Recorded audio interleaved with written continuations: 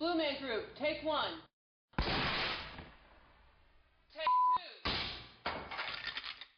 two. It's time to start. Sometimes when we look at where Blue Man Group has gone, with shows around the country, we just sort of scratch our heads when we think especially about how we started. Basically just, the three of us saying, why don't we get bald and blue and do stuff. It's time to start. Ready, go.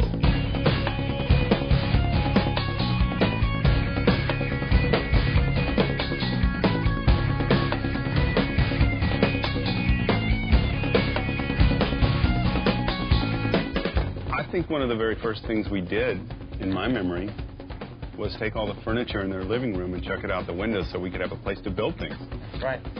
And one of the second things we did was build some drums. I think we just instinctively knew that we needed some drums. That was just a feeling that we had. We knew we wanted to have an element of the show that was primal and tribal.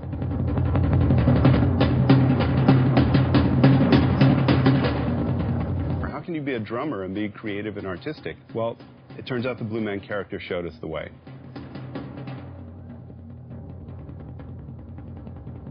We were inspired by painters like Jackson Pollock, who used paint in an abstract way to express their inner emotional states.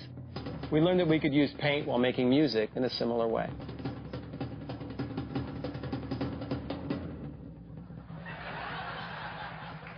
We also look back at the early 20th century, the vaudeville players, for inspiration. We felt that we needed to turn to the vaudevillians to see what they did because, like us, they didn't have a plot. It's a variety show, really. We're using music, comedy, visuals, science, mixing it all together. So that's how we created this variety show.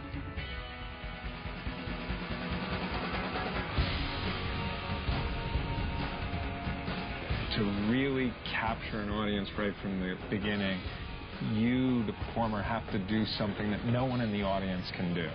Back in the day, that was either juggling, sword swallowing, spinning plates, fire. We didn't have anywhere near the talent to do any of that kind of stuff.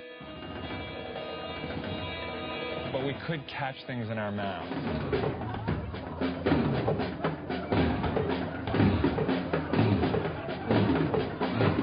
A lot of people can't catch things in their mouths from great distances at high speeds.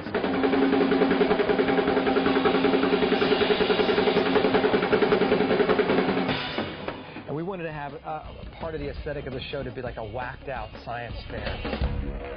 Your attention, please. Please yell if you are paying attention.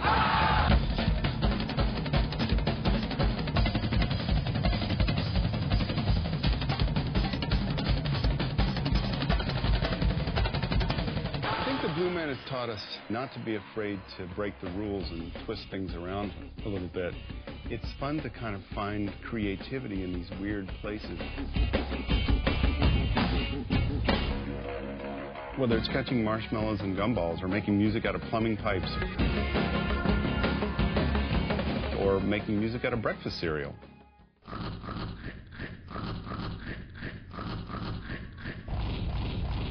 We loved melody. And so the challenge was, how do we as percussionists get melody out of our drums? And that's when we got the idea to play pipes of different lengths.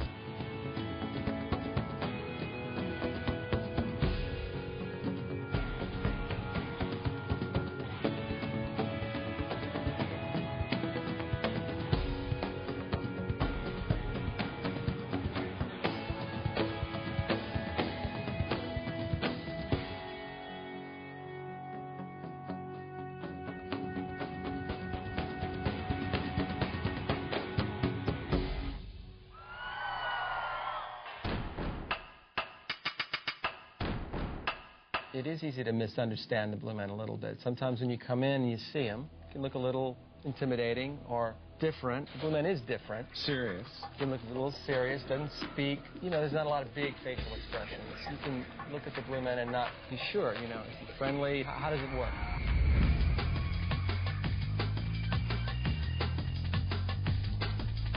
We'd like to think that Following Your Bliss lives in a general sense in the show. The Blue Men are doing their thing. They look a little different, they look a little silly, maybe, but they're having a great time, and I think that's part of the point.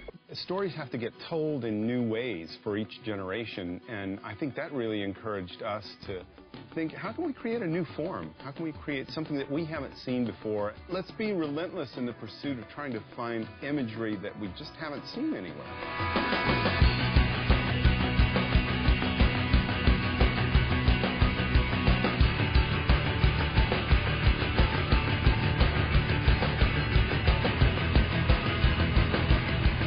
Like when we're all kids, at one time, like, everybody paints, but somehow we throw away that kind of inspiration in the moment, and we get rid of a bunch of other things too.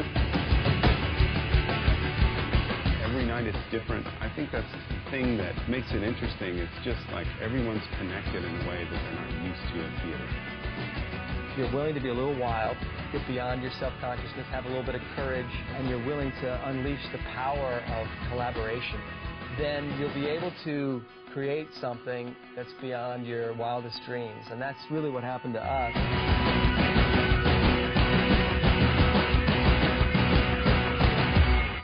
Stop your feet.